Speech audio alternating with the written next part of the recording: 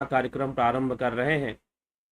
जैसा कि आपको विदित है, रामचरितमानस पे चर्चा आगे बढ़ रही है और रामचरितमानस पर ही चर्चा करते हुए आज का जो विषय है, शील और गुण से हीन ब्राह्मण की पूजा करो, पूज्य विप्र शील गुणहीना।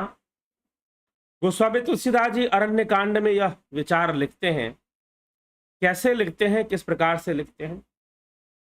और फिर जटायु प्रसंग, गीधराज जटायु का प्रसंग तुलसीदास जी बहुत सुंदर प्रसंग वर्णन करते हैं और फिर किस प्रकार से वो अपनी बात को प्रस्तुत करते हैं, आइए हम उसको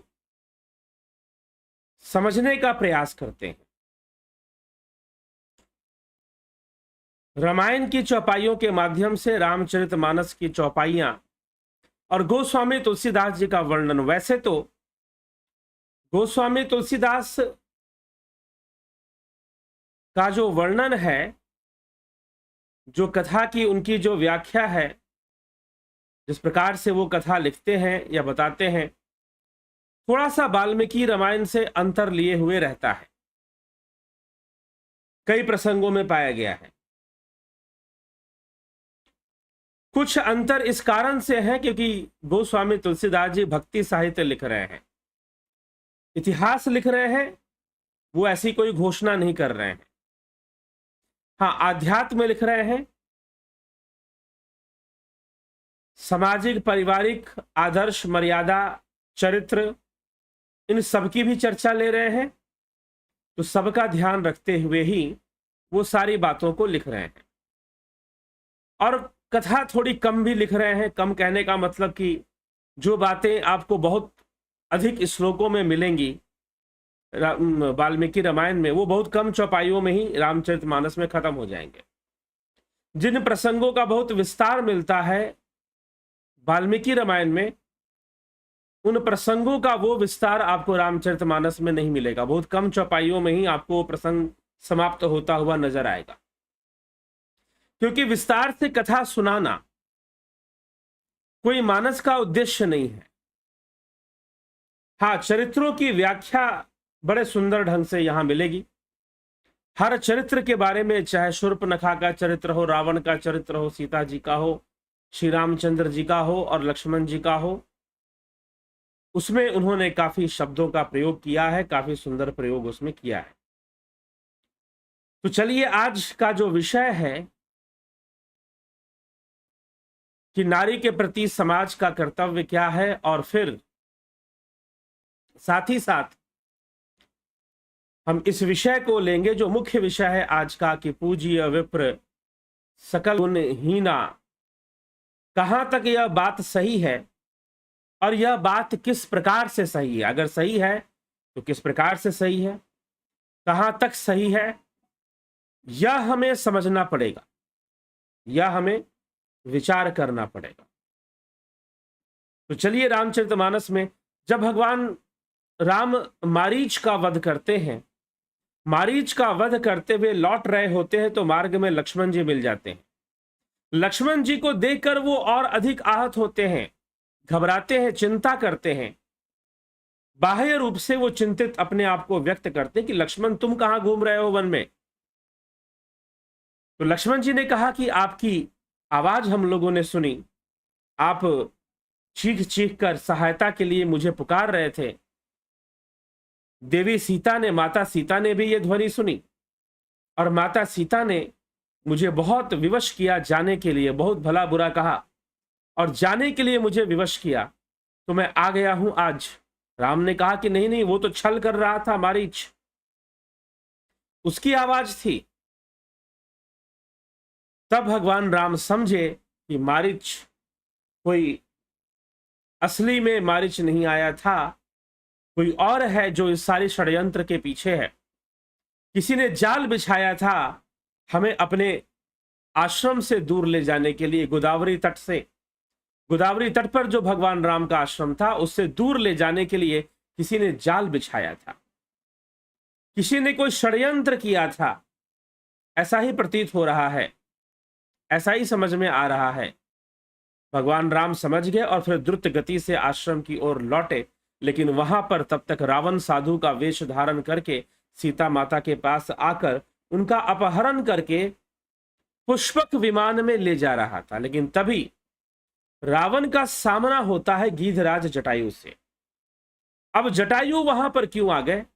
जब उन्होंने देखा कि सीता का जी का हरण होके जा रहा है और साथ में एक शक्तिशाली राक्षस जो रावण है वो उनका हरण करके ले जा रहा है, तो गीधराज जटायु, एक तो वो वृद्ध हो चुके थे, उतनी शक्ति उनके पंखों में नहीं थी, उनके भुजाओं में नहीं थी, मस्कुलर पावर जिसको हम कहते हैं उनके शरीर में अब उतनी नहीं रह गई थी।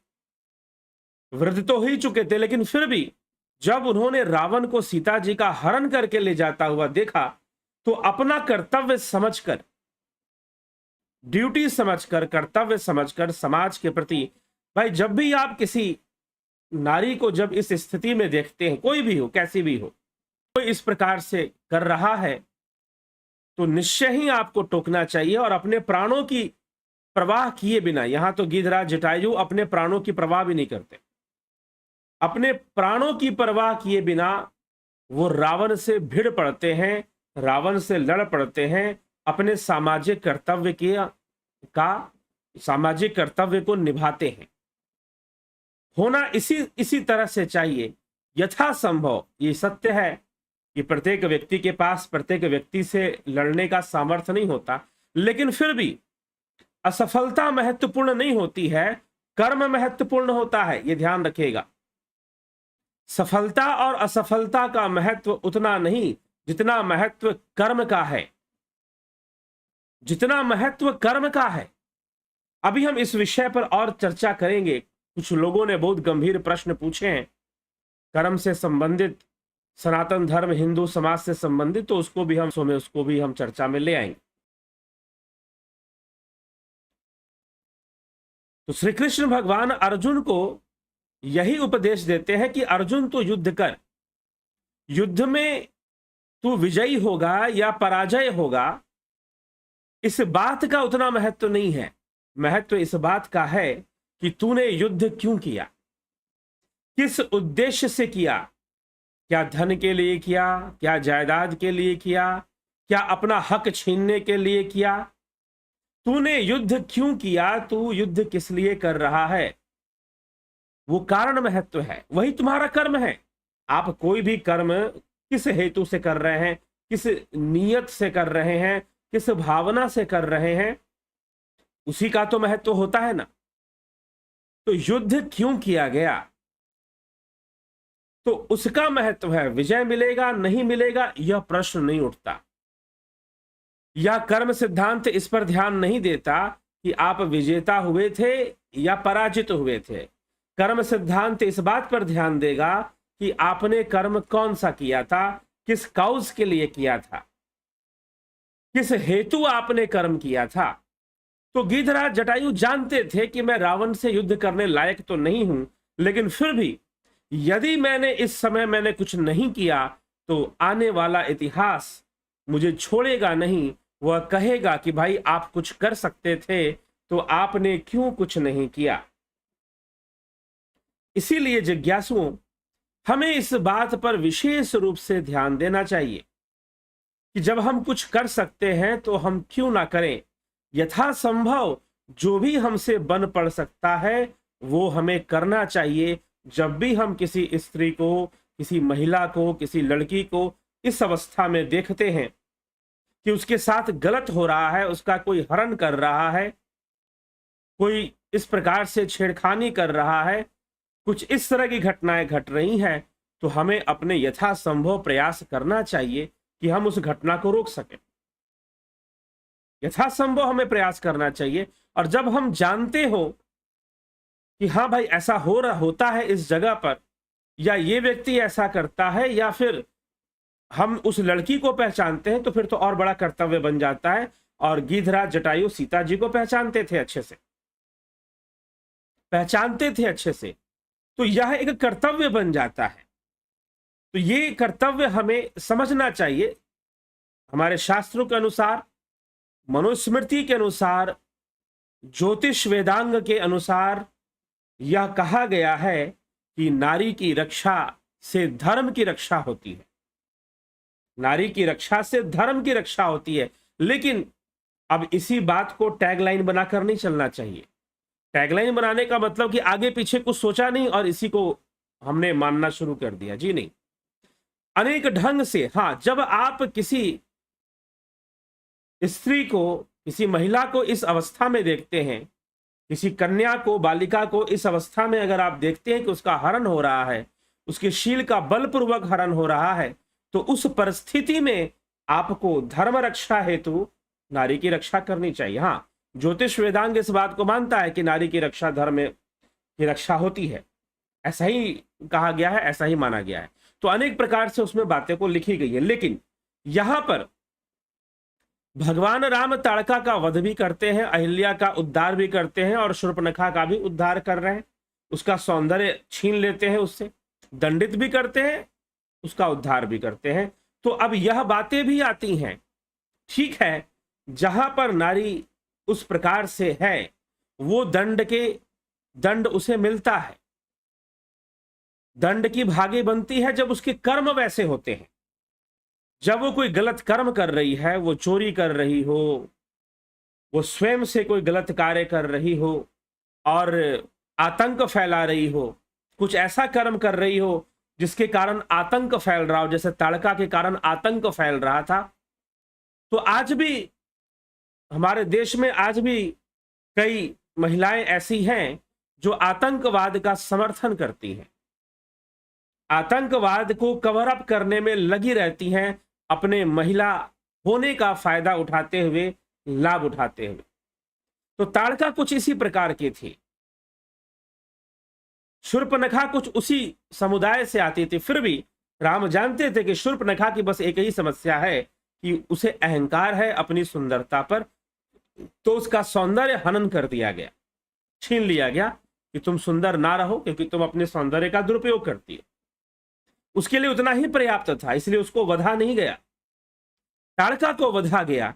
तो जहां पर कुछ ऐसा होता है, अमानवीय कृत नारी के द्वारा होता है, तो वहां पर वो दंड की भागी है। परंतु अगर किसी नारी के साथ बलपूर्वक, जैसा रावण सीता जी को हरण करके ले जा रहा है, ऐसी घटना देखते हैं, तो अब वो नारी चाहे कोई भी हो, चाहे कोई भी हो, अगर आप देखते हैं तो यथासंभव उसकी रक्षा करनी चाहिए, यथासंभव उसकी रक्षा करनी चाहिए जहां तक आपके सामर्थ्य है। तो गीधराज जटायु एक बहुत बड़ा उदाहरण प्रस्तुत करते हैं। वो भली भांति जानते हैं ये लंका का राजा रावण है, जो देवताओं पर भी राज करता है, अमरावती पर भी अपना राज स्थापित कर चुका है। मैं बूढ़ा गिद्ध हूं, वृद्ध हो चुका हूं, मैं इसे पराजित कर पाऊंगा नहीं कर पाऊंगा, लेकिन मैं कुछ समय से रोक लेता हूं, तो हो सकता है कि राम और लक्ष्मण आ जाए कुछ समय। तो वो अपना प्रयास, अपना जो उनका भाई कर्तव्य बनता है, वो उससे विमुख नहीं होते हैं। हाँ, ये द्वापर युग था जहां पर धृतराष्ट्र जैसे लोग, अंधे लोग, जो देखते रहे लेकिन फिर भी कुछ नहीं किया अपने मोह के वशीभूत पुत्र मोह में, तो उनका परिणाम भी उनको भुगतना पड़ा, उसका परिणाम भी उनको भुगतना पड़ा। तो इसलिए हम सबको इस विषय पर जरूर विचार करना चाहिए और कभी चुप नहीं बैठना चाहिए। अगर हम ऐसा दृश्य देखते हैं समाज में, किसी नारी का अपहरण हो रहा है, किसी नारी के साथ जबरदस्ती बलपूर्वक उसके शील का हरण हो रहा है, तो फिर निश्चय ही उसके लिए हमें जरूर कुछ करना चाहिए। यथासंभव हम जो कर सकते हैं वहां चुप नहीं बैठना चाहिए। विवेक से, बुद्धि से, बाहुबल से, जैसे भी हो सके, अपनी बुद्धि की शक्ति का प्रयोग या बाहुबल का प्रयोग हो, जैसे भी हो सके, हमें उसकी सहायता करनी चाहिए। उस घटना को तो रोकना ही चाहिए। वो बाद की बात है कि उस नारी का क्या दोष है, क्या है, वो बाद की चीजें हैं, तो हमें वो करना ही चाहिए। ये आप नहीं, अब यहां पर मैं इतना भी कहूंगा कि शास्त्र क्या कहते हैं। शास्त्रों का वचन इस विषय में यही है कि जो, यदि आप, ये तो सीता जी हैं, चलिए अलग बात है, रावण ने रंभा के साथ बलात्शील हरण किया था तो उसे श्राप मिला था। रंभा तो अप्सरा थी, तो अप्सरा थी तो क्या हो गया?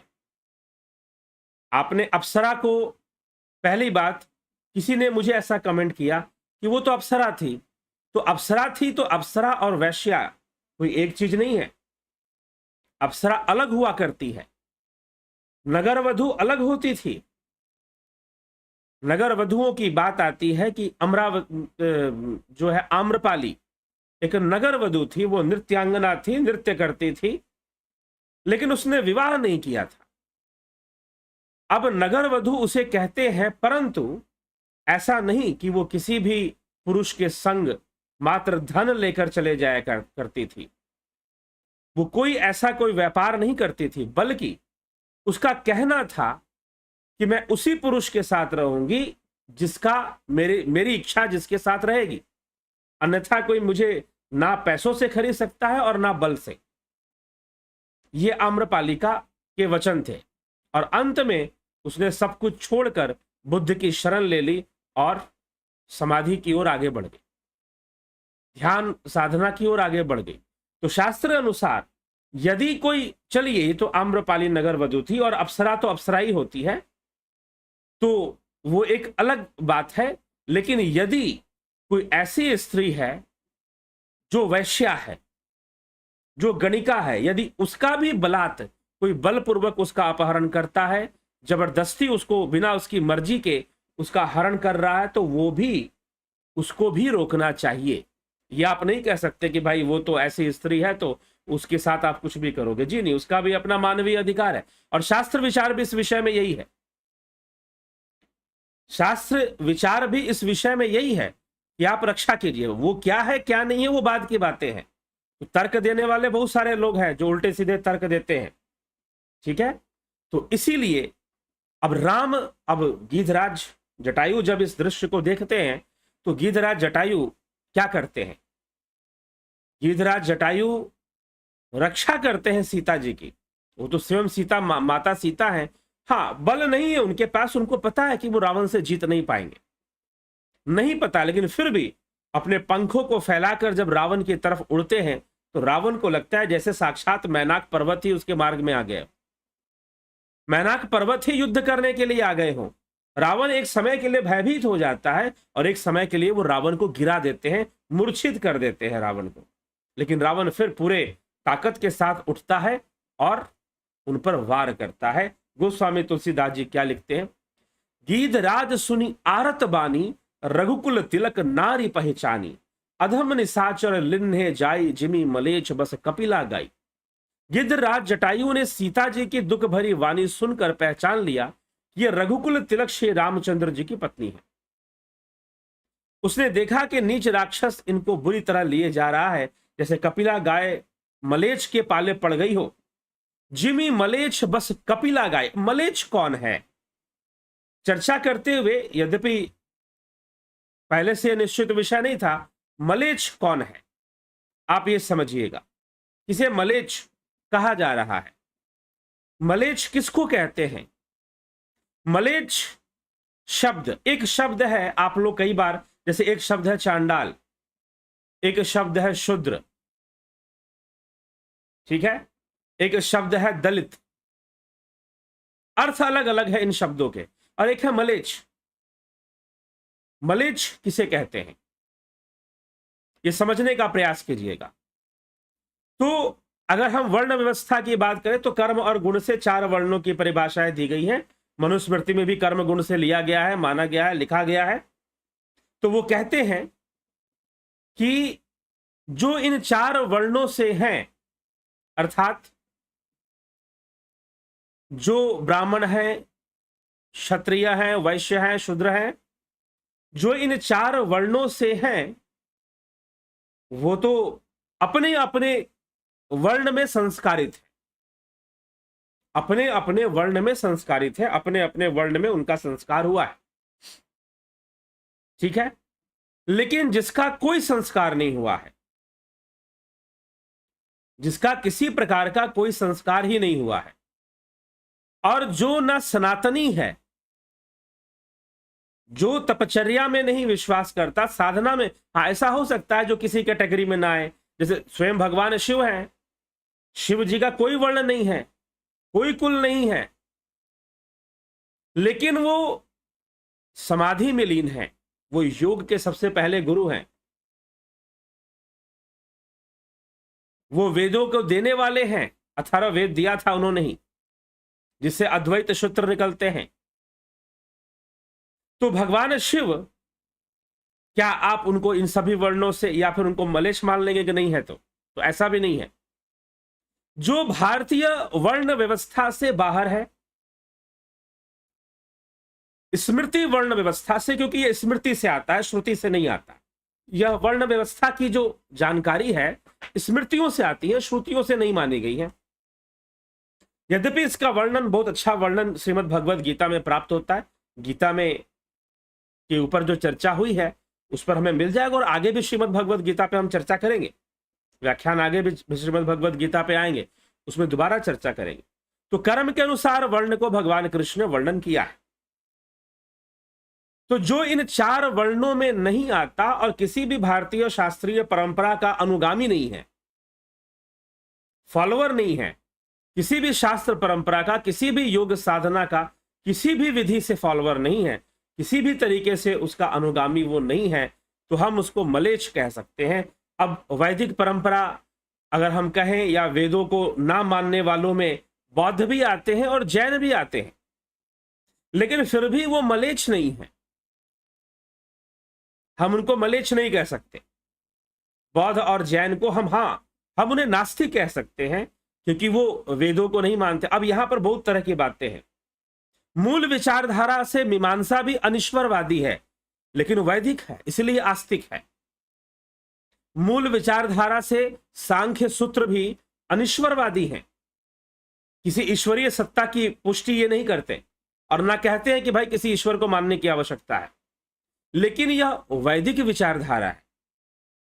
वैदिक विचारधारा होने से यह आस्तिक ही है।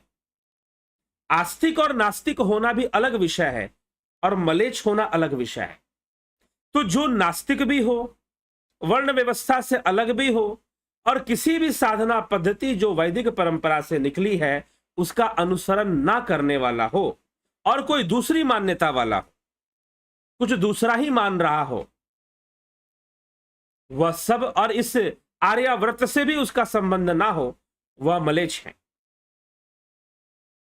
मलेच्छ है क्योंकि सभी भारतीय दर्शनों में अहिंसा, गाय का महत्व, गौ पूजा और बहुत तरह की जो बातें हैं वो समान रूप से, कर्म का सिद्धांत, अगर आप कर्म के सिद्धांत की, हाँ कर्मों का फल भोगना पड़ता है, पुनर्जन्म होता है, तो इसकी मान्यता जैन और बौद्ध में भी है। जैन और बौद्ध में भी है।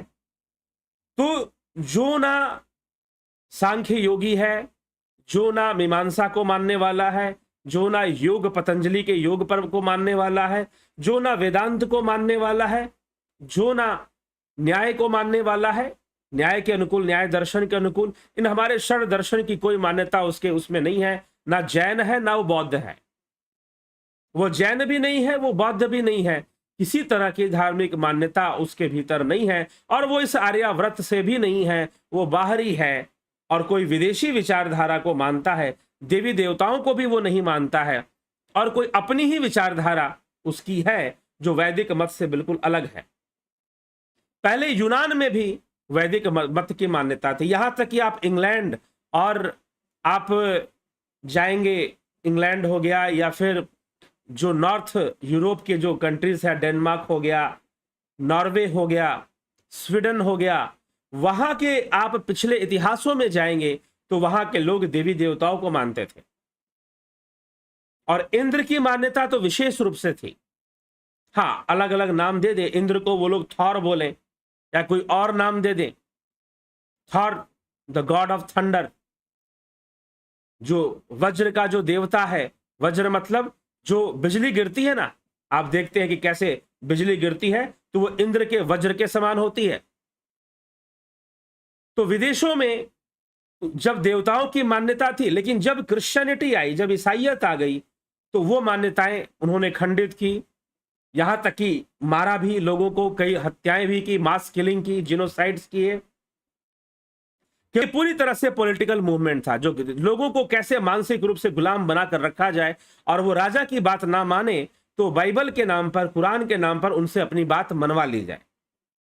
इस षड्यंत्र के अंतर्गत इन विचारधाराओं का विकास हुआ और प्रचार प्रसार हुआ। गुलाम बनाने के लिए हुआ। तो इस तरह से ये चीजें जो आती हैं, तो जो वैदिक विचारधारा से हटकर कुछ और मानते हैं और ना ही वो किसी वर्ण में आते हैं और ना ही वो किसी प्रकार के साधु या साधक है। जो सन्यासी बन गया भारतीय हमारे धर्म उसके अनुसार, वर्ण व्यवस्था के अनुसार जो साधु बन गया उसका वर्ण नहीं देखा जाता।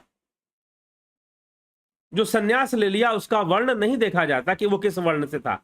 सन्यास हो गया भाई, मान लीजिए कोई राजा भी थे और सन्यासी हो गए, तो सन्यास हो गए तो सन्यासी हो गए। सन्यासी सब बराबर होते हैं, उनका वर्ण नहीं देखा जाता कि वो किस कुल में पैदा हुए थे, किस कुल में नहीं। स्वपच्छ मुनि का जन्म शूद्र कुल में हुआ था, लेकिन वो तपस्वी थे, सिद्ध योगी थे। तो जो सन्यासी हो गया उसका वर्ण नहीं देखा जाता कि उसका वर्ण क्या है, ठीक है, उसका जन्म किस जाति में किस कुल में हुआ था यह नहीं देखा जाता। तो मलेच्छ कौन है? जो इन सबसे भिन्न है, जो इन सबसे भिन्न है। मलेच्छ वो हैं जो गौ हत्या करते हैं, फिर व्यर्थ ही हिंसा फैलाते हैं, जिनोसाइड करते हैं। कश्मीर में जिन्होंने इतना बड़ा जिनोसाइड किया वो मलेच्छ की कैटेगरी में आएंगे। तो मलेच्छ, तो यहां पर रावण की तुलना मलेच्छ से की जा रही है कि जैसे कोई मलेच्छ गौ हत्या कर रहा हो। तो क्योंकि ये गोस्वामी तुलसीदास जी का काल है और मलेच्छों का आगमन हमारे देश में हो चुका था, विदेशों से मलेच्छ आ गए थे। शास्त्रों में भी कई जगह मलेच्छ शब्द का प्रयोग है। मलेच्छ शब्द किसी विशेष व्यक्ति या किसी विशेष संप्रदाय के लिए नहीं होता है, यह ध्यान रखिएगा। ये उन सभी लोगों के लिए है जो वैदिक परंपरा से भिन्न या भारतीय सनातन परंपरा में जो भी संप्रदाय, जो भी मत हैं, जो भी विचारधारा है, योग की विचारधारा, सांख्य की विचारधारा, बौद्ध जैन की विचारधारा, ठीक है। अब आप आजकल लोग कहते हैं सिख, जो सिख है तो भैया जो सिख विचारधारा है, जो गुरुवाणी है, गुरु ग्रंथ साहिब है, प्रमाणित कर दो कि वो हमारे वेदों या उपनिषदों से अलग बात करती है तो माना जाए अलग। इसलिए मैं अपने विचारों में कभी भी सिख का नाम नहीं लेता हूं, क्योंकि किसी भी आधार पर आप इतिहास के आधार पर, आप ग्रंथों के आधार पर यह प्रमाणित नहीं कर पाएंगे कि सिख विचारधारा अलग है, ठीक। तो ये सारी विषय हमें समझ के चलना है और इसको समझना है। तो मलेच्छ किसे कहते हैं ये स्पष्ट होना चाहिए।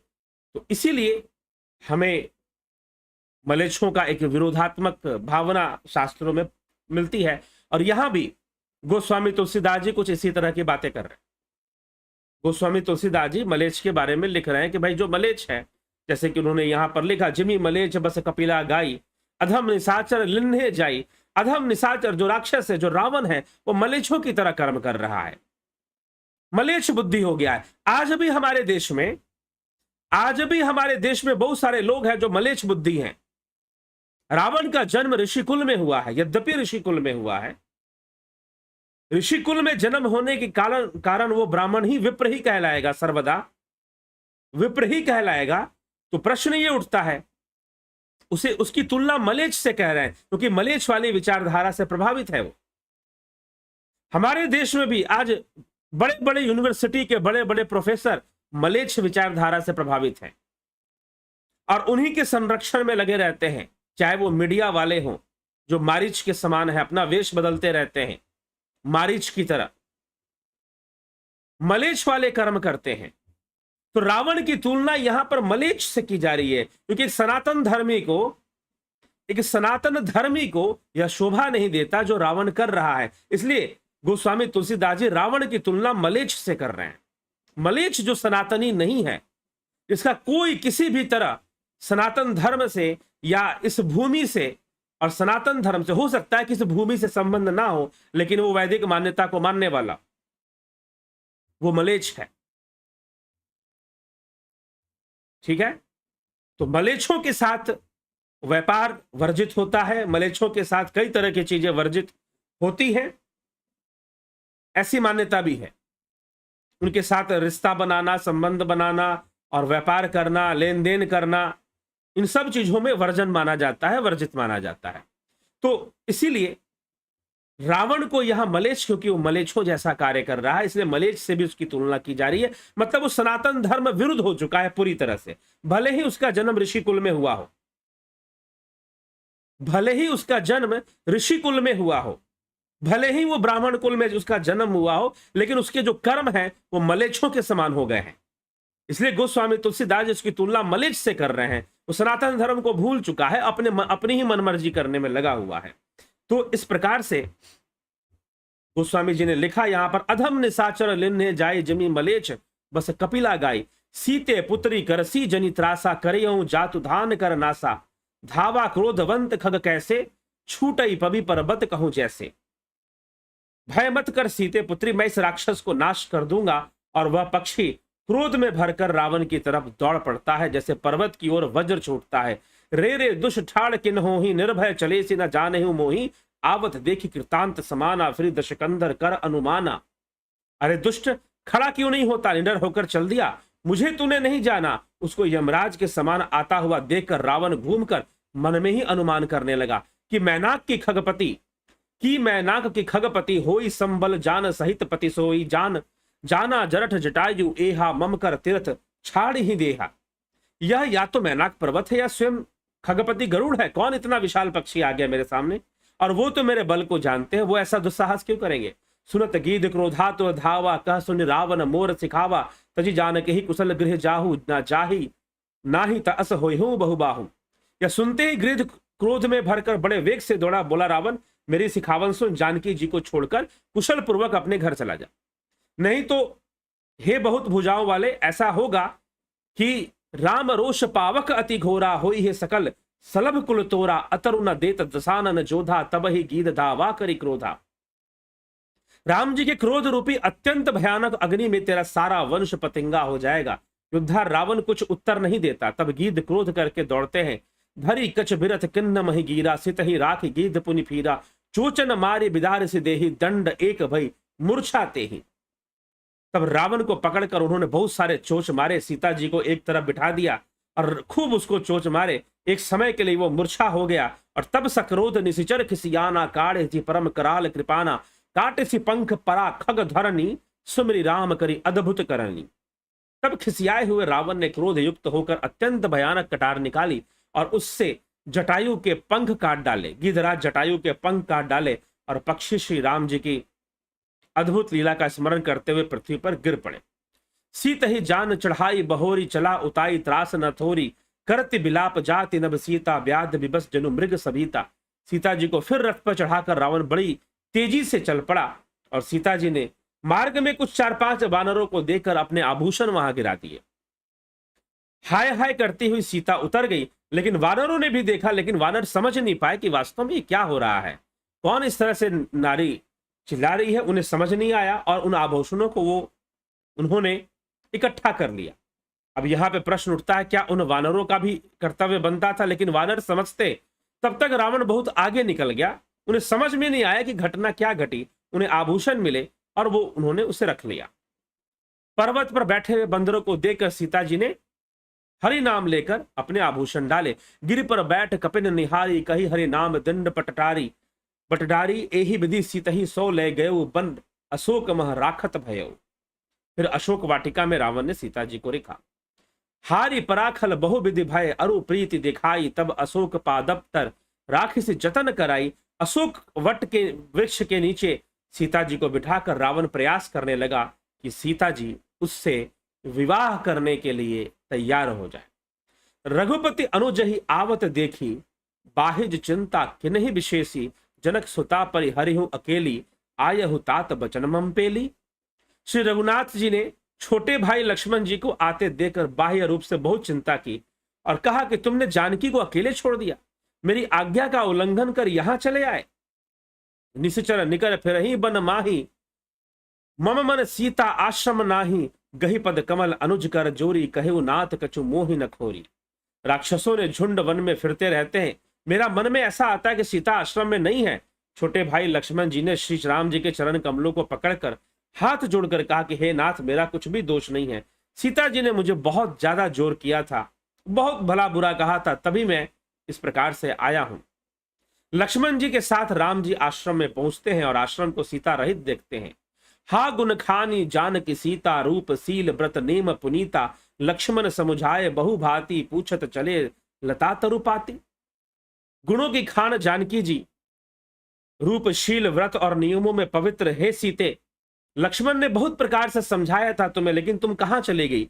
तब श्री राम जी लताओं और वृक्षों की पंक्तियों से व्याकुल होकर पूछने लग जाते हैं, हे खग मृग है मधुकर श्रेणी, तुम देखी सीता मृग नयनी, खंजन सुख कपोत मृग मीना, मधुप निकर कोकिला प्रवीणा। हे पक्षुओं, हे पशुओं, हे भौरों की पंक्तियों, तुमने कहीं मृग नयनी सीता को देखा है। खंजन, तोता, कबूतर, हिरन, मछली, भौरों का समूह, प्रवीण कोयल, कुंद कली दाढ़ी दामिनी, कमल सरद ससी अहि भामिनी, वरुण पास मनोज धनु हंसा, गज कहरी निज सुनत प्रशंसा। कुंदकली, अनार, बिजली, कमल, शरद का चंद्रमा और नागिनी, अरुण का पाश, कामदेव का धनुष, हंस, गज और सिंह, ये सब आज अपनी प्रशंसा सुन रहे थे। क्यों? क्योंकि सबसे भगवान राम पूछ रहे थे, शिरफल कनक कदली हर साही, नेकुन संक सकुच मन माही, सुनो जान की तो ही बिन आजू, हर से सकल पाई जन राजू। रामचंद्र जी बहुत व्याकुल हैं, नर लीला कर रहे हैं प्रभु, लेकिन फिर भी दिखा रहे हैं कि भाई मुझे तो मेरी सीता चाहिए। इनके मन में जरा भी शंका और संकोच नहीं है। जानकी सुनो, तुम्हारे बिना यह सब आज ऐसे हर्षित है मानो राज पा गए हों, क्योंकि तुम्हारे सामने इनका सौंदर्य फीका पड़ गया था, कोई इन्हें देखे भी ना, लेकिन आज सब बड़े प्रसन्न हो रहे हैं। किमी सही जात अनख तो ही पाही, प्रिया बेगी प्रगट से कस नाही, एह विधि खोजद बिलपत स्वामी, मनहु महा बिरही अति कामी। तुमसे यह अनख कैसे सही जाती है, हे प्रिय, तुम शीघ्र ही प्रकट क्यों नहीं हो जाती है। राम जी बार बार पुकार रहे हैं, पूरक नाम राम सुख राशि, मनुज चरित कर अज अविनाशी। और इस प्रकार से चलते हुए उन्हें मार्ग में आगे चलकर बहुत आगे बढ़ते हुए जटायु जी को पड़ा हुआ देखते हैं। उनका एक पंख कटा हुआ है, शरीर से रक्त बहुत बह चुका है। कर सरोज सिर पर से कृपा सिंधु रघुवीर, निरखी राम छवि धाम, मुख विगत भई सब पीर। तब कह गीत बचन धरी धीरा, सुनहु राम भंजन भंजन भव भीरा, नाथ दसानन यह गति किन्नी, ते ही खल जनक सुता हरि लिन्नी। तो गिधराज जटायु ने अपना कर्म कर दिया, कर्तव्य किया कि प्रभु मैंने बहुत कोशिश की रोकने के लिए, लेकिन युद्ध भी किया, उससे लड़ा भी, और आज मेरी ये गति हो चुकी है। वो रावण है, लंकापति रावण दसानन है, मैं उसे अच्छे से जानता हूं। वही सीता जी को लेकर गया है, लेकिन सीता जी कहां पर हैं, कैसे हैं, ये भला कैसे पता चले।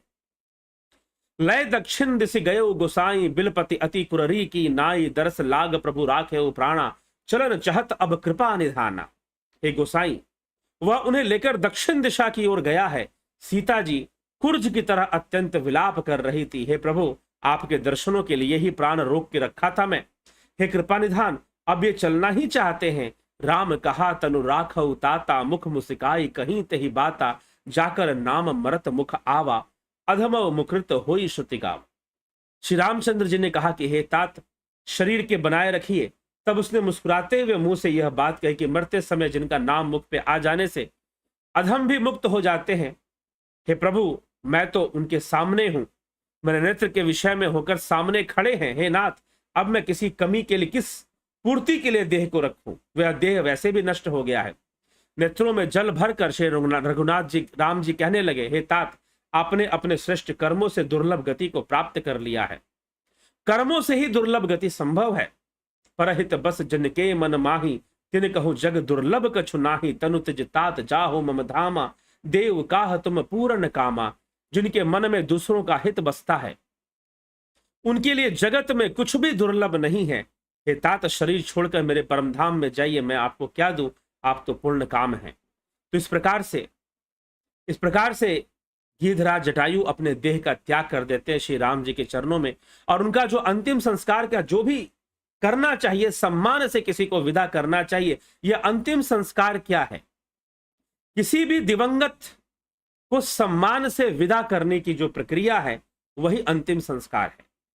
ठीक है, परिवार में जब किसी की मृत्यु होती है तो परिवार में दुख तो होता है, लेकिन जो दिवंगत है वो सबसे बड़ा हो गया है। एक बात ध्यान रखिएगा, किसी भी दिवंगत का कभी भी अपमान मत करिएगा, चाहे वो आपसे छोटा क्यों ना हो। यदि वो उम्र में आपसे छोटा भी है तो दिवंगत हो जाने के बाद वो आपसे बड़ा हो गया। वो बड़ा ही माना जाता है हमेशा, क्योंकि वो आपसे पहले चला गया, उसे मृत्यु पहले आ गई तो वो आपसे बड़ा हो गया, उम्र में वो आपसे बड़ा माना जाएगा। ये शास्त्र मान्यता है, इसको समझिएगा, ठीक है। तो वो भी आपके लिए फिर आपके घर का पूर्वज की तरह ही हो गया। अगर किसी घर में कम उम्र के व्यक्ति की भी मृत्यु हो जाए तो मृत्यु होने के कारण वो आपसे बड़ा हो जाता है। गिरिराज जटायु तो वैसे भी बड़े हैं। तो यहां पर भगवान राम अपने पिता के समान, जैसे पिता का अंतिम संस्कार मुखाग्नि देने का जो अवसर था उन्हें नहीं मिला था, भगवान राम तो गया धाम में जाकर भगवान दशरथ जी का जो तर्पण था, जो श्राद्ध था, जो उनका कर्तव्य बनता था, वो उन्होंने कर दिया था। लेकिन आज पिता के समान जटायु जी यहां पर हैं, तो अपना पिता मानकर ही रामचंद्र जी ने गिरिराज जटायु का अंतिम संस्कार किया। और गिरिराज जटायु ने बता दिया कि रावण लेकर गया है।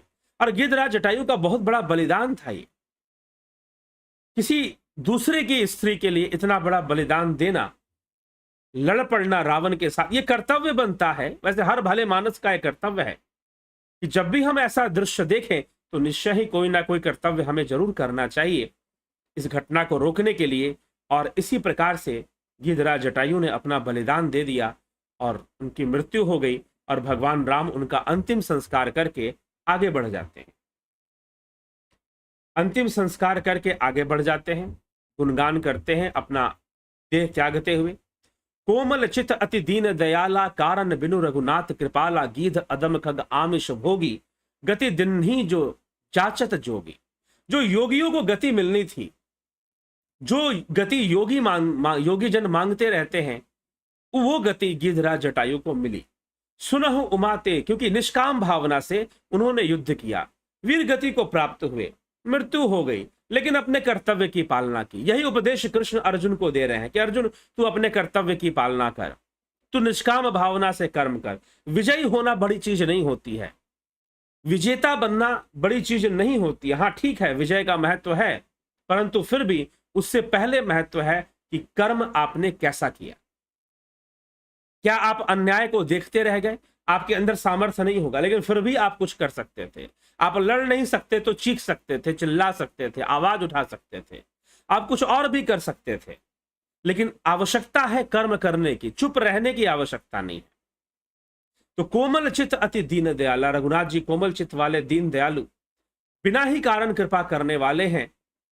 और गीध अधम पक्षी, उसको भी योगियों वाली दुर्लभ गति प्राप्त होती है।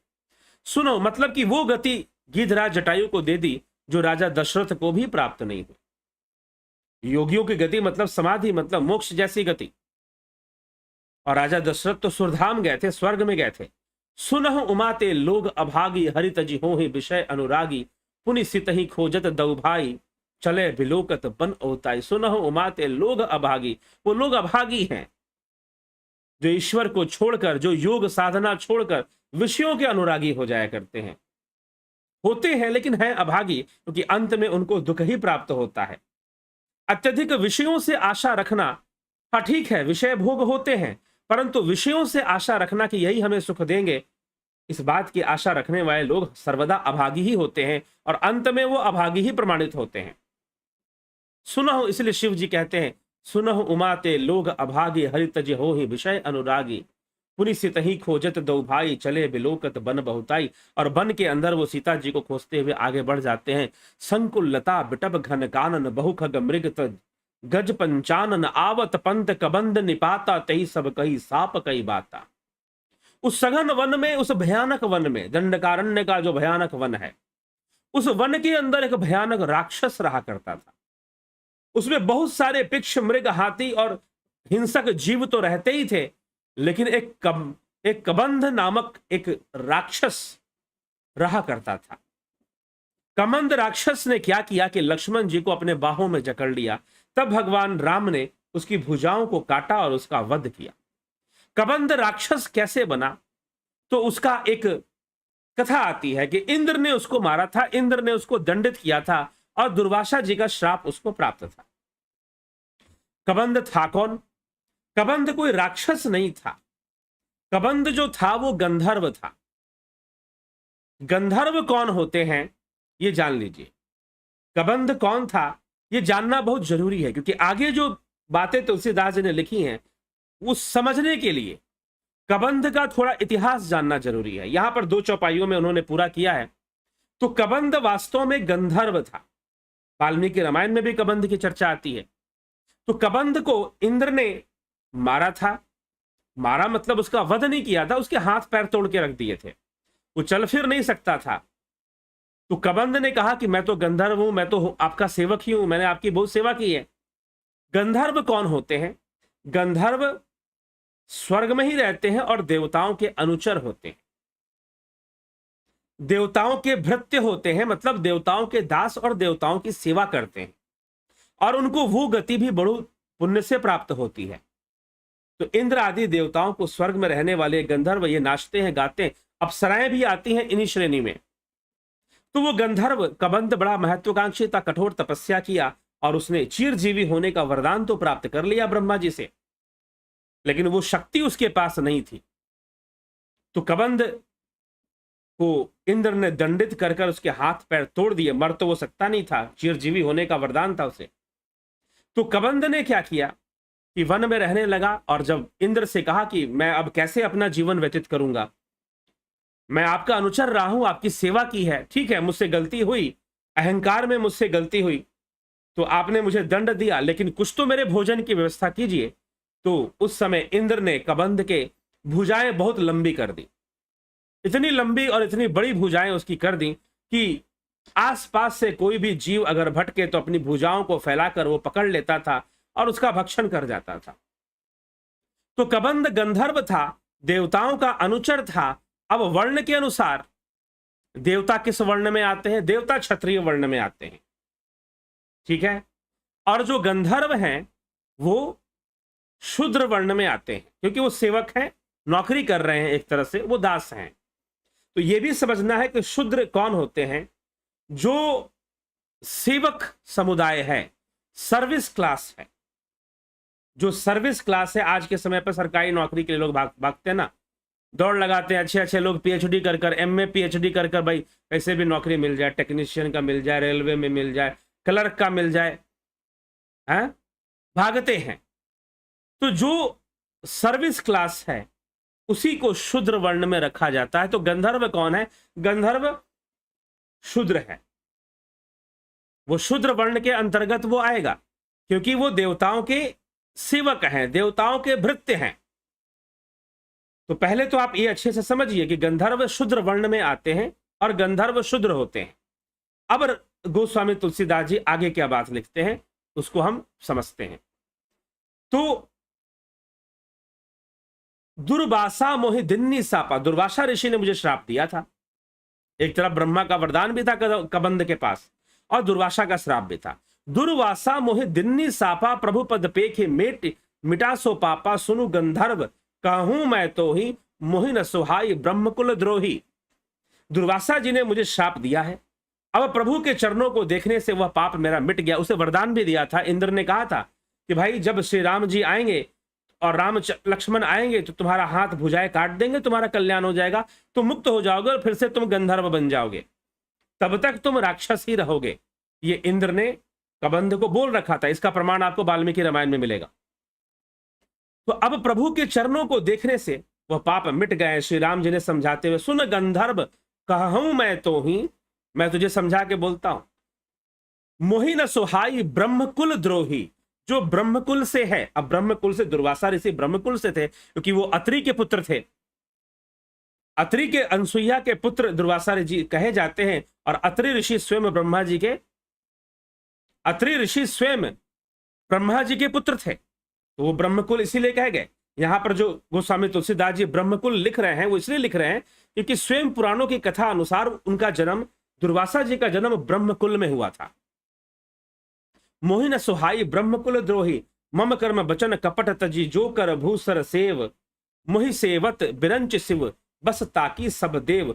जो मन कर्म से, मन वचन और कर्म से कपट को छोड़कर, भूसुर, भूसुर कौन है? ऋषि मुनियों को भूसुर कहा जाता है, भूदेव कहा जाता है। जो भूमि के देवता हैं, देवता कौन है? जो देने वाला है, जो देता है, जो हमें ये श्वासें दे रहा है, जो हमें जीवन प्रदान कर रहा। वैसे ही इस भूमि में जो देवता है उसे भूदेव कहते हैं। भूमि में देवता कौन है? ऋषि मुनि, जो अपने विचारों से, अपने तपश्चर्या से, अपने तपचर्या से, अपनी तपस्या से वो मनुष्य जाति का कल्याण करते हैं। उन्हें भूदेव कहते हैं, उन्हें भूसुर कहते हैं, वो भूदेव कहे जाते हैं। मोहि समेत बिरंच शिव बस ताके सब देव, ये भी साथ में कह दिया कि जो भूदेव की सेवा करते हैं, ऋषियों की सेवा करते हैं, मुझे समेत ब्रह्मा शिव आदि सब देवता उसके वश में हो जाते हैं। जो ऋषियों की सेवा करते हैं, क्योंकि इस धरती पर भूदेव है, इस धरती पर वो अपना निष्काम जीवन जीते हुए, यज्ञ करते हुए, तपचर्या करते हुए, तपस्या करते हुए लोक कल्याण में हमेशा लगे रहते हैं, लोगों को सुख देने में लगे रहते हैं। उनसे कभी तो दोष मत बोलना। अब क्यों कह रहे हैं भूदेव? वहां पर वास्तव में दुर्वासा जी के लिए कह रहे हैं। दुर्वासा जी के लिए वो भूदेव कह रहे हैं कि दुर्वासा जी भूदेव हैं। दुर्वासा जी ऋषि हैं और प्रतापी ऋषि हैं, सिद्ध पुरुष हैं। उनसे तुमने दोह क्यों किया? नहीं करना चाहिए था। सापत ताड़त परुष कहंता विप्र पूज्य अस गावही संता पूजिय विप्रशील गुणहीना शूद्र न गुण गण ज्ञान प्रवीणा। शाप देता हुआ, मारता हुआ, कठोर वचन कहता हुआ भी वह जो भूदेव है, वह जो विप्र है, वह पूजनीय है, ऐसा संत कहते हैं। संतों की ऐसी वाणी कहती है। संत कौन? जो ज्ञानी पुरुष हैं। संत भी अपने आप में देवता हैं धरती पर, लेकिन सभी संतों ने ये गाया है, ये कहा है कि हमें विप्रों की पूजा करनी। ये कौन कह रहा है? ये भगवान राम कबंध को समझा रहे हैं। प्रसंग समझिएगा, प्रसंग, और प्रसंग को समझते हुए अर्थ निकालिएगा, नहीं तो अर्थ का अनर्थ हो जाएगा, अर्थ का अनर्थ हो जाएगा। सापत ताड़त परुष कहंता विप्र पूज्य अस गावही संता पूज्य विप्रशील गुणहीना शूद्र न गुण गण ज्ञान प्रवीणा। अब सुनिए इस बात को। यह बात भगवान राम कबंध को समझाते हुए कह रहे हैं कि अरे मूर्ख, तुझे क्या आवश्यकता थी दुर्वासा जी से पंगा लेने की? क्या आवश्यकता थी ऋषि का द्रोह करने की? अगर तुझे श्राप मिला, क्यों मिला? तुम्हें यह कार्य नहीं करना चाहिए था। तुम्हें ऋषि का दुर्गुण नहीं देखना चाहिए। यहां पर सारी बात दुर्वासा जैसे ऋषि को केंद्र करके कहा जा रहा है। और यहां पर जो बात कही जा रही है, शूद्र न गुण गण ज्ञान प्रवीणा, चाहे शूद्र गुण और ज्ञान से प्रवीण ही क्यों ना हो, फिर भी वो पूजनीय नहीं है। क्यों नहीं है? तो यहां पर किसको शूद्र कहा जा रहा है? तो यहां पर गंधर्व को शूद्र कहा जा रहा है। ध्यान रखिएगा, गंधर्व कौन होते? इसलिए मैंने पहले ही ये बात आपको बता दी कि गंधर्व जो हैं देवताओं के सेवक हैं। सेवक होने के कारण, यद्यपि वो स्वयं स्वर्ग में ही रहते हैं, वह उनका वास देवलोक में ही होता है, अप्सराओं के संग रहते हैं गंधर्व, स्वर्ग के संपूर्ण सुखों का भोग करते हैं गंधर्व, और नाच नृत्य करके, गायन कर कर वह देवताओं का मनोरंजन करते हैं गंधर्व। इस प्रकार से गंधर्वों का वर्णन आता है। तो भले ही गंधर्व बड़े गुणी होते हैं, गंधर्व बड़े ज्ञानी होते हैं, और उसमें भी कबंध तो ऐसा है कि भाई जिसने तपस्या कर कर ब्रह्मा जी को भी प्रसन्न किया, चिरजीवी होने का भी उसने, तो तपस्या करना ही सब कुछ नहीं होता है, यह ध्यान रखिएगा। तपस्या तो रावण ने भी की थी ना, तपस्या तो रावण ने भी की थी, कुंभकर्ण ने भी की थी, विभीषण ने भी की थी। लेकिन विभीषण जी के लिए जो बातें भगवान राम कहते हैं, पूछिए मत। जब सुंदरकांड आएगा तो सुंदरकांड में दो ही सुंदर चरित्र है, एक हनुमान जी और एक विभीषण जी। दो सौंदर्य वर्णन है, एक हनुमान जी का सौंदर्य वर्णन और एक विभीषण जी का सौंदर्य वर्णन सुंदरकांड में मिलता है। और ये दोनों कोई ब्राह्मण कुल के नहीं थे। हाँ, विभीषण जी तो फिर भी ब्राह्मण कुल के थे, और हनुमान जी तो आदिवासी कहे जाएंगे, जिसे आजकल आप लोग का संविधान में शेड्यूल ट्राइब लिख देते हैं। वनवासी थे वो। उनका जो मुख का आकार भी आदि मानवों की तरह था, तो आदिवासी कहे जाएंगे हनुमान जी तो। और हाँ, विभीषण का जन्म ऋषि कुल में था, लेकिन फिर भी राक्षसी देह ही माना गया, तामसी देह ही उनका माना गया। और वो कहते भी कि तामस देह साधन कछु नाही, मेरा तो तामस देह साधन कुछ नहीं है। तो महिमा भक्ति की है, महिमा किसी का किस कुल में जन्म हुआ है इस बात की नहीं है। तो यहां पर जो गोस्वामी तुलसीदास जी बात कह रहे हैं इसको फिर से समझिए। पूज्य विप्रशील गुणहीना शुद्र न गुणगण ज्ञान प्रवीणा, यहां पर यह डायलॉग है। किसका डायलॉग है? श्री रामचंद्र जी कबंध से कह रहे हैं कि अरे कबंध, तू गंधर्व है, तू शूद्र है, और दुर्वासा कौन है तू जानता है? अत्रि पुत्र दुर्वासा महान तपस्वी हैं, निष्काम कर्म योगी हैं, महान ब्रह्म ज्ञानी है, महान ज्ञानी पुरुष हैं।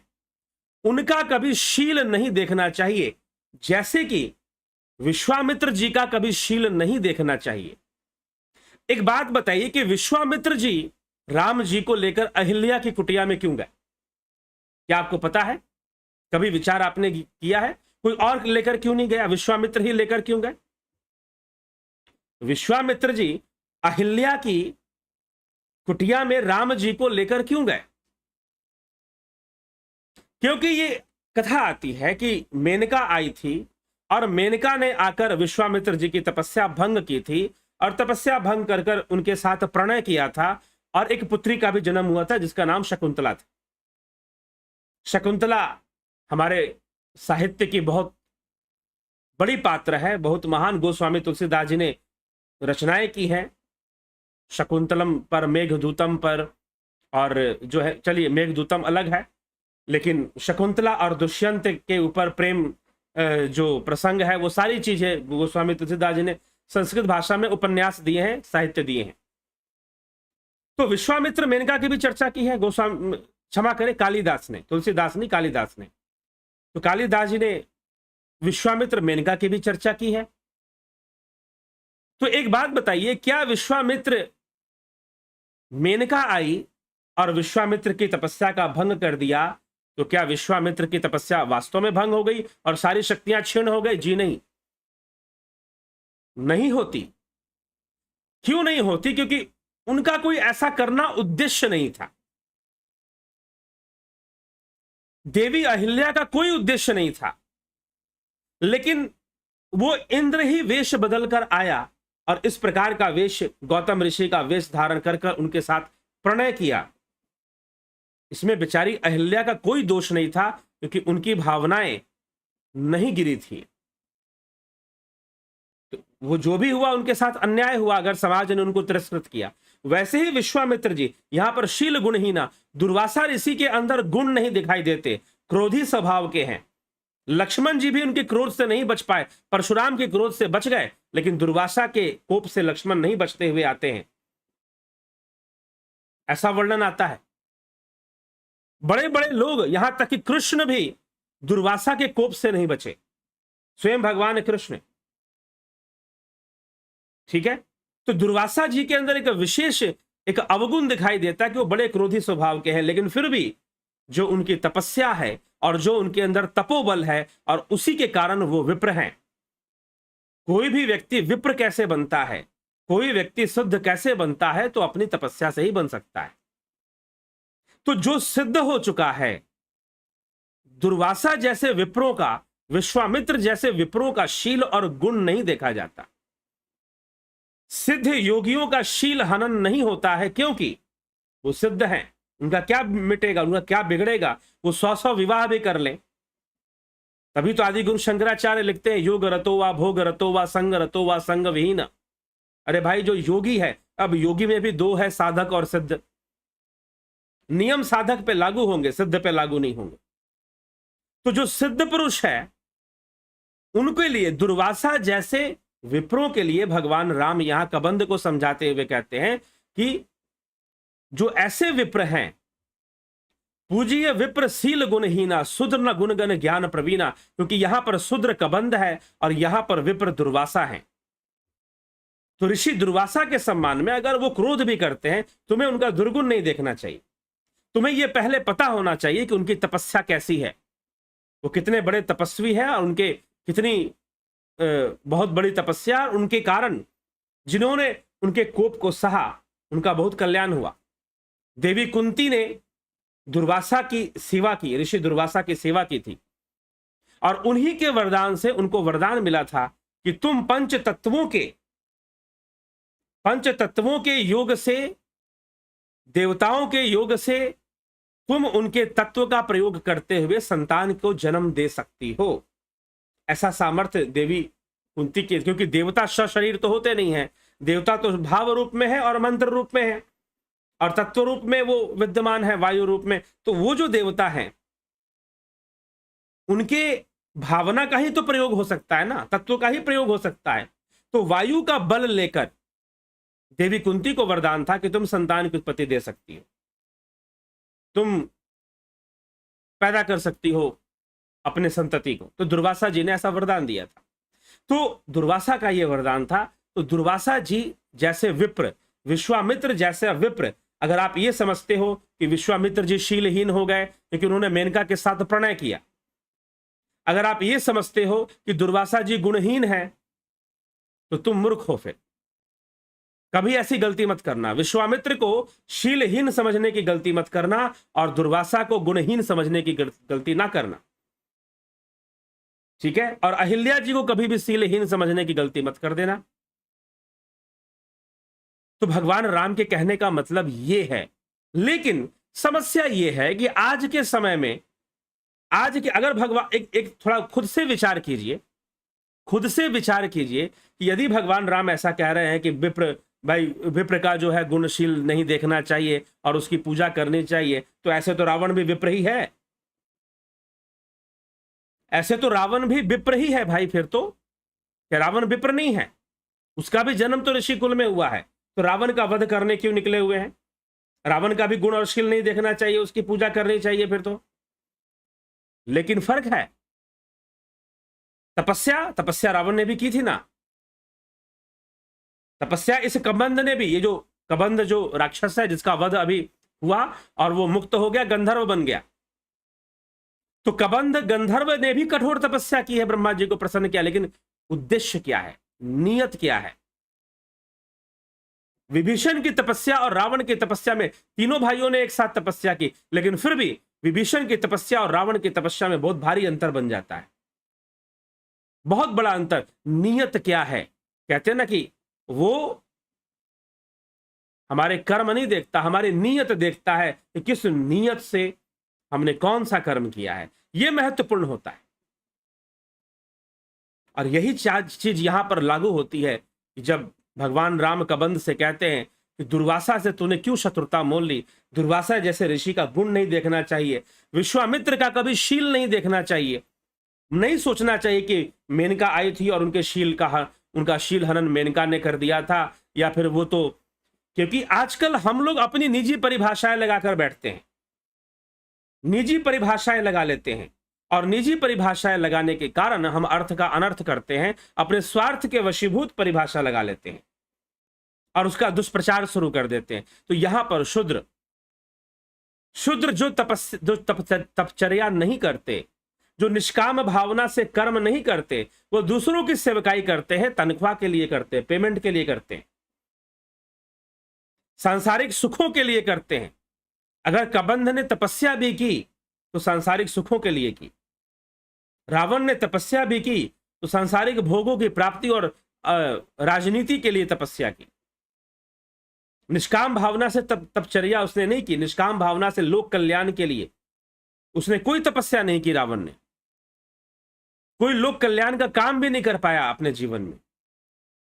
तो रावण ने तपस्या की, ऐसे कबंध ने भी तपस्या की है भाई, लेकिन फिर भी उसकी जो विचारधारा है, रावण की विचारधारा राक्षसी है, कबंध जो है वो शूद्र है, देवताओं का सेवक था, उनकी चाकरी करता था और सेवकाई से ही उसे मान सम्मान सब मिलता था, अपना सुख भोगता था। तो सांसारिक भोगों के लिए, सांसारिक वृत्ति के लिए, तनख्वाह के लिए, पेमेंट के लिए आप दूसरों की सेवकाई करते हैं तो आप शूद्र ही हैं। तो जो ऐसा कर्म कर रहा है, जो ऐसे गुणों को धारण करने वाला है, अब चाहे वो बड़ा गुण प्रवीण हो, क्योंकि गंधर्व बड़े ही गुण प्रवीण होते हैं, गंधर्व को संगीत का बहुत सटीक ज्ञान होता है, वो बहुत अच्छा गायन बाजन करते हैं जो गंधर्व होते हैं। तो गंधर्वों को अंदर बहुत वो गुणवान होते हैं, वो देखने में बहुत सुंदर होते हैं। गंधर्व गंधर्व बहुत देखने में सुंदर और गायन बाजन करने वाले, तो उनके अंदर संगीत का ज्ञान होना और गुण होना यह पाया जाता है। लेकिन ये सब ज्ञान, इन सांसारिक गुण और ज्ञान की चर्चा कर रहे हैं। तो तुलसीदास जी कह रहे हैं कि अगर शूद्र, तेरे जैसा शूद्र, कबंध को, गंधर्व को इंगित करते हुए कह रहे हैं कि तेरे जैसा शूद्र अगर गुण ज्ञान संपन्न हो, यहां पर ज्ञान को ब्रह्म ज्ञान मत समझ लीजिएगा, यहां पर जो ज्ञान को आत्मज्ञान मत समझ लीजिएगा, बस इतना ध्यान रखिएगा। यहीं पर व्याख्याकार गलती कर देते कुछ स्वार्थ में, यह प्रमाणित करने में कि भाई ब्राह्मण तो कैसा भी हो वो पूजनीय ही होता है, कैसा भी हो वो पूजनीय होता है, वो कुछ भी खाए पिए पूजनीय ही है। तो ऐसी कोई चर्चा यहां पर, इसीलिए अर्थ, चौपाई का अर्थ प्रसंगों के अनुसार निकालिए। यहां पर चर्चा चल रही है कबंध और दुर्वासा की। कबंध नामक गंधर्व जो कि शूद्र है और दुर्वासा जो कि ऋषि है, विप्र है, इस लेवल पे चर्चा चल रही है। और उसी का उत्तर भगवान राम देते हुए कहते हैं कि पूज्य विप्र गुणशील, सील गुणहीना। यहां पर सील, बिना सील वाले विश्वामित्र को भी आप मान सकते हैं। यहां पर आप गुण, बिना गुण वाले दुर्वासा जी को मान सकते। भाई कोई गुण ना दिखाई दे रहा, उसकी तपस्या है, उसका योग है, उसकी निष्काम भावना ही उसका सबसे बड़ा गुण है। बाहरी गुण देखने की कोशिश ही मत करो। लोक कल्याण के लिए गुण है। वशिष्ठ जी ने स्वयं, अब विश्वामित्र और राम के बीच में गुरु और शिष्य का संबंध था, लेकिन गुरु भाई भी थे दोनों, क्योंकि विश्वामित्र भी वशिष्ठ के शिष्य थे और राम जी भी वशिष्ठ के शिष्य थे। लेकिन फिर भी विश्वामित्र जी से कुछ विशेष प्रेम था रामचंद्र जी को, कुछ विशेष प्रेम। तो इसीलिए, और विश्वामित्र जी ने कहा कि भाई मेरे साथ भी तो मेनका आई थी ना, मेरे साथ मेनका ने प्रणय किया था, तो क्या मेरे पुण्य क्षीण हो गए या मेरी तपचर्या या गुरु वो खंडित हो गए? तो इसीलिए विश्वामित्र जी अहिल्या के पास भी रामचंद्र जी को लेकर गए थे। तो इसीलिए ये मत देखो कि विश्वामित्र जी का शील खंडित हुआ था या फिर दुर्वासा जी के अंदर गुण नहीं है, ये सब नहीं देखना चाहिए। भैया उनकी तपस्या इतनी है, उनकी तपचर्या इतनी है, उनकी साधना इतनी है कि ये सब बहुत छोटी बातें रह जाती हैं। कोई इन बातों का महत्व नहीं रह जाता है कि क्या उनके अंदर गुण है और नहीं है, शील है कि नहीं है। हाँ, साधारण समाज में रहने वाले मनुष्य के लिए ये सब बातें बहुत महत्वपूर्ण रखती हैं। और तू सेवकाई करने वाला, देवताओं की चाकरी करने वाला गंधर्व है, तू गायन बजायन करने वाला तू गंधर्व है, और तेरे अंदर बहुत सारा गुण है, तू बहुत अच्छा गाता है, तपस्या कर कर ब्रह्मा जी से तूने वरदान। रावण के अंदर कम गुण थे क्या? ये कबंध राक्षस या कबंध गंधर्व की बात छोड़ दीजिए, रावण के अंदर कम गुण थे, लेकिन किस हेतु थे, किस काम का गुण उसका? तो इसका आशय, क्योंकि राम कथा के अगर जो अर्थ निकाले जाते हैं वो राम कथा के अनुसार सूट नहीं बैठता। अगर कोई पंडित जी ये कहते हैं कि तुलसीदास जी ने लिखा है कि नहीं भाई विप्र तो शील गुण कैसा भी हो, तो वो तो चलेगा, तो कहीं उत्तर प्रदेश के मुख्यमंत्री के हत्थे मत लग जाइएगा। इतिहास आपने सुना है, योगी जी के हाथ में मत पड़ जाइएगा कहीं गलती से, ठीक है? तो ऐसे पंडित जी लोगों के लिए नहीं कहा है ये बात कि भाई पूजिए विप्र गुणशील ही ना, ठीक है? तो पंडित जी, तो फिर तो रावण भी पंडित जी ही था, ठीक? तो ये बात समझने की जरूरत है। यहां जो प्रसंग चल रहा है उस प्रसंग के अनुसार अर्थ निकालिए चौपाई का। अपने मन मर्जी का अर्थ मत कीजिए, कोई ना करे अपने मन मर्जी का अर्थ। दो प्रकार के लोग हमारे देश में अर्थ गलत निकालते हैं। एक तो कुछ ऐसे हैं जो भाई नहीं, हम ये तुलसीदास जी ने कहा है, अब मेरा जन्म विप्र कुल में हुआ है, ब्राह्मण जाति में मेरा जन्म हुआ है, तो फिर अब मैं ब्राह्मण हूं, अब मैं कुछ भी करूं, दारू पीऊं, मांस भक्षण करूं, कोई भी कर्म करूं, मेरी पूजा करने के लिए तुलसीदास जी ने लिख दिया है। कुछ इस तरह की बात। और कुछ कहते हैं कि देखो देखो रामचरितमानस में ऐसा लिखा है, रामचरितमानस तो ऐसे ब्राह्मणवाद को फैलाता है, रामचरितमानस ये कहता है। अरे भाई, रामचरितमानस भक्ति की महिमा कहता है, सीधी सी बात। क्योंकि इसी प्रसंग में, ज्यादा दूर नहीं है, इसी प्रसंग में भगवान राम एक और बात कहते हैं, एक और बात कहते हैं। और सबसे बड़ी बात तो आप खुद से सोच लो कि राम रावण का वध करते हैं, रावण भी तो उसी कुल में जन्म लेता है। तो वो रावण को विप्र क्यों नहीं कहते, रावण को ऋषि क्यों नहीं कहते? उसे तो ऋषि नहीं माना गया, उसे तो विप्र नहीं कहा गया। तो ये समझना है, यहां पर विप्र दुर्वासा जैसे विप्रों की बात कही है, और यहां पर शूद्र गंधर्व, जो कबंध गंधर्व है, उसको इंगित करते हुए तो देवताओं की सेवकाई करता है, तो तेरे अंदर बहुत गुण है। गंधर्वों के अंदर, गंधर्व गुणवान होते हैं, ज्ञानवान होते हैं, संसार का बहुत ज्ञान होता है उनको, गायन बाजन का बहुत उनके अंदर गुण होता है। तो क्या हो गया, तेरी पूजा होगी क्या? नहीं होगी, क्योंकि तू शूद्र है, तेरा उद्देश्य कुछ और है, तू वही कर्म में लगाओ, तेरे कर्म गुण वैसे ही है। हाँ, यदि कोई व्यक्ति, जैसे विश्वामित्र का जन्म, गाधी पुत्र विश्वामित्र क्षत्रिय थे, लेकिन उन्होंने, अब क्षत्रिय जो राज शासन चलाते हैं, राजा बनकर रहते हैं, विवाह करते हैं बहुत सारे, और बहुत ऐसे तरह की बातें क्षत्रियों के लिए कही जाती है, मांस भी खाते हैं ऐसा कहा जाता है। तो इस प्रकार से तो विश्वामित्र का जन्म क्षत्रिय कुल में हुआ था, लेकिन वो अपने कर्म गुण से ब्राह्मण हो गए, अपनी तपस्या से ब्राह्मण हो गए। इस तरह से कई हैं, कई ऋषि मुनियों का नाम आता है, स्वपक्ष मुनि हो गए, स्वयं वशिष्ठ मुनि हो गए। तो आपका ज्ञान, आपकी तपस्या, और सही तपस्या, सही उद्देश्य से की हुई तपस्या, तपस्या कोई भी कर सकता है। जब राक्षस कर सकते हैं तो शूद्र क्यों नहीं कर सकते? ये किसने कहा कि नहीं कर सकते? तो इसीलिए कबंध ने तपस्या की थी, और ब्रह्मा जी ने प्रसन्न होकर उसे वरदान दिया था चिरजीवी होने का। तो ये चीज है, यहां पर कबंध जैसे शूद्रों की बात और दुर्वासा जैसे विप्र की चर्चा चल रही है, और उसी चर्चा में भगवान राम ये बात कहते हैं। तो प्रसंग क्या चल रहा है उसको छोड़कर अर्थ मत निकालो। जिनको अर्थ का अनर्थ करना है, जिनको राजनीति करना है, जिनको समाज में, लोग पढ़ते तो है नहीं, न रामायण पढ़ना है, ना रामचरितमानस पढ़ना है, ना बाकी चीजों को पढ़ना है, ना समझना है, ना मूल शास्त्रों का अध्ययन करना है, तो कहां से समझ में आएगी बातें? और दुष्प्रचार करना है, राजनीति करनी है सिर्फ। तो ऐसे लोगों के षड्यंत्र से बचिए। और यहां पर बात कुछ और ढंग से कही जा रही है। निश्चय ही जो आत्मज्ञान के मार्ग पर बढ़ता है, आत्मज्ञानी होता है, और जो सन्यासी हो जाता है, वो ना शूद्र बचता है, ना वो ब्राह्मण बचता है, ना जो है वैश्य और क्षत्रिय, फिर वो नहीं होता, क्योंकि वो सन्यासी हो चुका है, वो योगी हो चुका है। तो इस तरह से इस तथ्य को समझना चाहिए, और इसी के लिए सापत ताड़त परुष कहंता विप्र पूज्य अस गावहि संता, शाप देता हुआ। अब यहां पर क्यों, यहां पर सारे शब्द दुर्वासा जी के लिए हैं। शापत ताड़त पुरुष कहंता, जो शाप देता है, मारता है और कठोर वचन कहता है, ठीक ना? दुर्वासा जी के अंदर ये गुण थे, दुर्वासा जी के अंदर ये सारी चीजें थी कि वो श्राप देते थे, कठोर वचन बोलते थे। तो इसलिए भगवान राम यहां पर कबंध को समझाते हुए कहते हैं कि शापत ताड़त परुष कहंता विप्र पूज्य अस गावहि संता, पूज्य विप्र सील गुणहीना शूद्र न गुणगण ज्ञान प्रवीणा। इस तरह से कह रहे हैं। कहीं निज धर्म ताहि समझावा। अब सुन लीजिए अगला बात, उसको बढ़िया से समझा रहे हैं। कहीं निज धर्म ताहि समझावा, कबंध राक्षस को भगवान राम ने समझाया, साफ साफ चौपाई में लिख रहे हैं। कहीं निज धर्म ताहि समझावा, निज पद प्रीति देखी मनुभावा, रघुपति चरण कमल सिर नाई गयो गगन अपनी गति पाई। तब राम जी ने अपना धर्म कहकर उसे समझाया और अपने चरणों में प्रेम देकर उसके मन को भाया।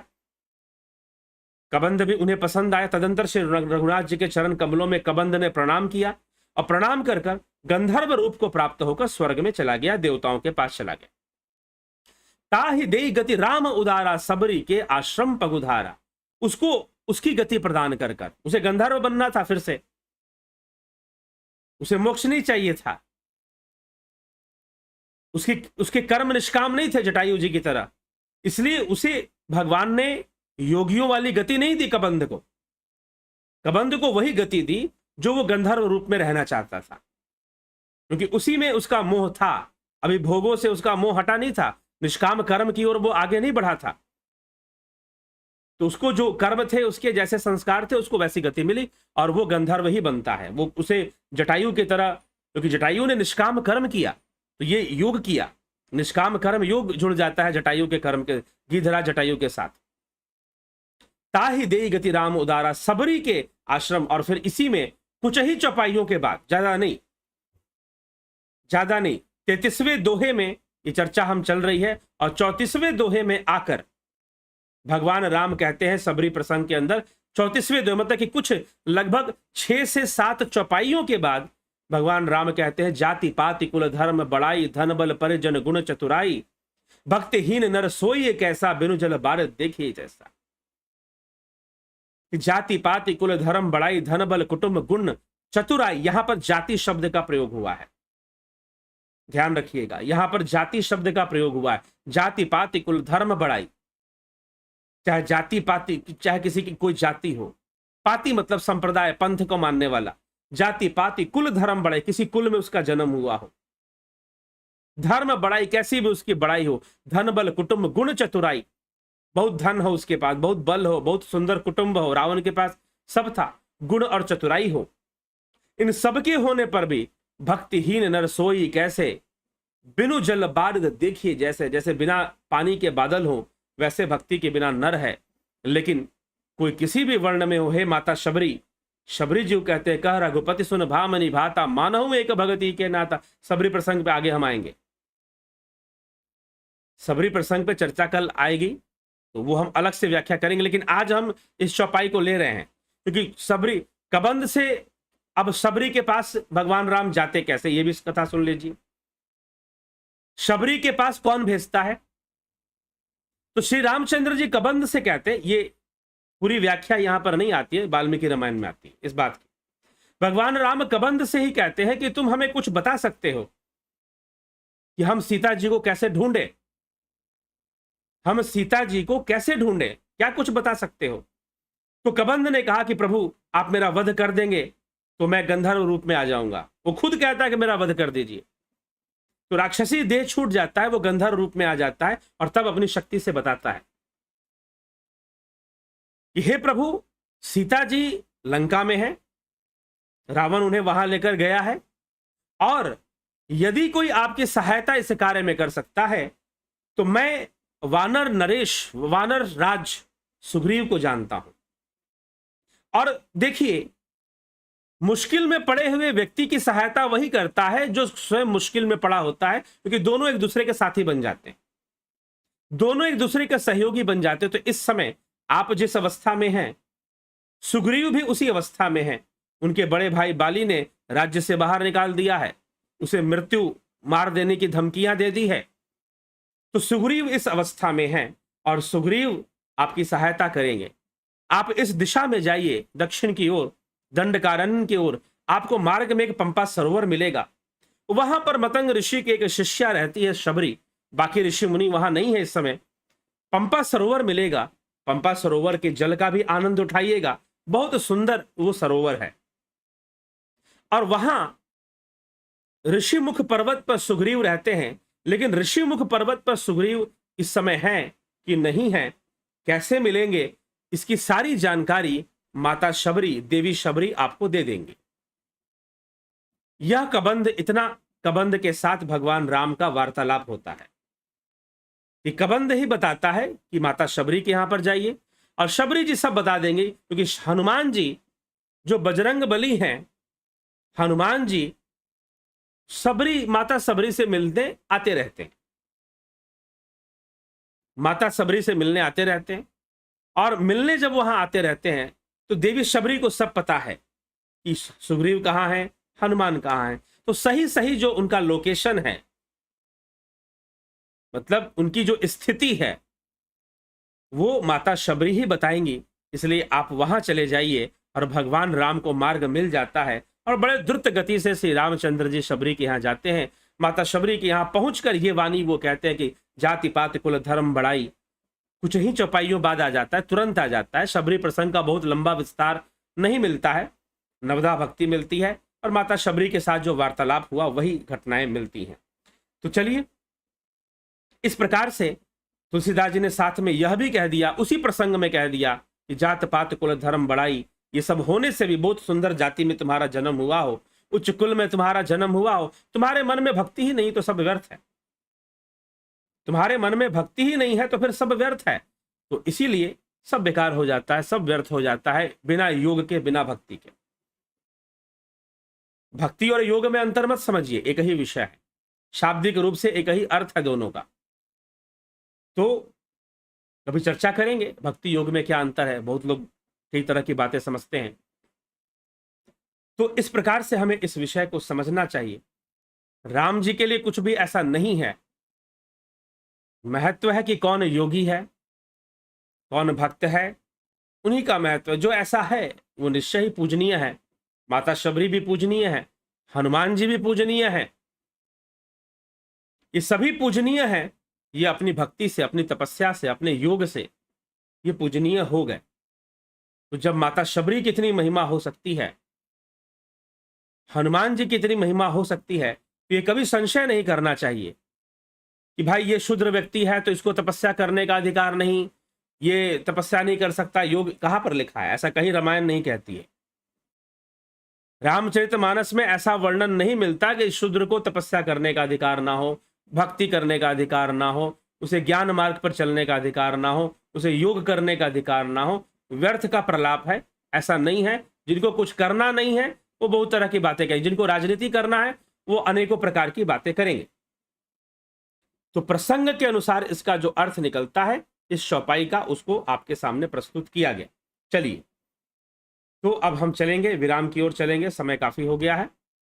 और आपके कमेंट्स आपने जिन्होंने अटेंड किया है सबका प्रश्नों का उत्तर ना दे पाए, लेकिन आपका नाम जरूर पढ़ेंगे। बबीता धीमान जी, जगत नारायण जी, शंकर प्रसाद जी, अपनी प्रधान जी, सतीश मास्टर जी, विमला शाह जी, सविता नायक जी, श्वेता कुमारी जी, कन्हाई कुमार जी, राजू पाल जी, यश सेठ जी, संतोष देवी, पंकज सोनी, बलवंत सिंह गोही, राम निवास मीना, विनोद कुमार सूद, अर्जन भाई चौहान, सरोज साहू, रमेश पेशवानी जी, रामविलास जी, योगेंद्र पंडित जी, उषा श्रीवास्तव जी, अजीत अपराजित जी, रूपलाल विश्वकर्मा जी, देवरतन बलदावा जी, स्मिता सावंत जी, माधुरी कोल्हे जी, एके त्यागी जी, जलाराम रायका, राजेंद्र कुमार, पिंटू वासवा, गणेश पवार, मनीष जादव,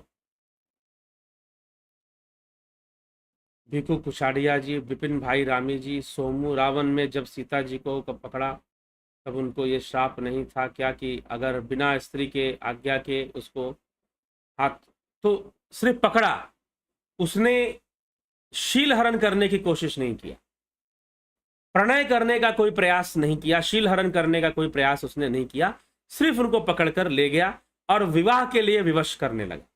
क्योंकि वो जानता था कि उसे ऐसा श्राप मिला कि उसे श्राप यही मिला था कि बिना स्त्री के मर्जी के अगर तो उसके साथ रंभा ने नल कुबेर की पुत्रवधु, क्षमा करे पत्नी, कुबेर की पुत्रवधु और नल कुबेर की पत्नी रंभा ने यही श्राप दिया था रावण को कि किसी स्त्री के बिना मर्जी के, उसकी इच्छा के बगैर अगर तू उससे किसी प्रकार का संबंध या कुछ ऐसे करता है तो फिर तू जलकर राख हो जाएगा, ये था। तो रावण ने ऐसा कोई प्रयास नहीं किया, मात्र उनका हरण किया, हरण कर कर उनको ले गया और अशोक वाटिका में रखा और उनको विवाह के लिए विवश करने लगा कि ये अपनी मर्जी से तैयार हो जाए। ये कोशिश में वो लग गया, बस इतना ही है, इसीलिए वो जल के राख नहीं हो। विष्णुचंद्र मौर्य जी, रचना जी, बेस्ट फ्रेंड्स, बंधु दाफ जी, भरत छबलानी जी, सुनिधि पाठक, उज्जवल छेत्री, ज्योति दत्ता, गंभीर शाह, एके सिंह, उत्कर्ष तिवारी, गिरीश कुमार चौबे। भूदेव ब्राह्मण के लिए कहा गया है या ब्राह्मण के खिलाफ बातें नहीं करनी चाहिए। सुन लिया होगा आपने, पूरा नहीं सुना होगा तो पूरा सुन लीजिए। रविशंकर चौहान, नरसाराम जी, मनीष यादव जी, दीनानाथ विश्व, राम सिंह कश्यप, दीपक सिंह रावत। गुरु जी, आजकल के केवल लोग पुराणों में से केवल यही बताते हैं कि ऐसा करोगे तो ये हो जाएगा, ऐसा पूजा करोगे तो हो जाएगा। ठीक है, चलिए, आप यहाँ पर तो आपको मिल रहा है ना कुछ। पूनम सिंगला जी, मिथिलेश सिंह जी, प्रतिभा घोष, गोविंद माथुर जी, बहुत बहुत अभिनंदन है आप सभी का। जुड़े रहिए, बने रहिए, सकारात्मक रूप से चर्चा को आगे बढ़ाते रहिए। कल फिर रामचरितमानस का विषय नहीं तो और भी कई महत्वपूर्ण सामाजिक समसामयिक विषय होते हैं जिन पे लोग चर्चा करते रहते हैं, तो उन पर भी हम चर्चा करने का प्रयास करेंगे और अगले विषय पर हम आएंगे। और कल फिर 9 बजे लाइव चर्चा में ज्वाइन करना ना भूलिए। जरूर ज्वाइन कीजिए और पूरा पूरा लाभ उठाइए। बहुत बहुत आभार आप सभी का। यदि मेरी वाणी से किसी को ठेस पहुंचा हो, बुरा लगा हो, संतोष ना मिला हो, लगा हो कि नहीं भाई ये सटीक बात नहीं बता रहे हैं, तो अपना प्रयास होता है मुझको मूढ़ प्राणी समझकर क्षमा कर दीजिएगा, यही इसको कह सकते हैं।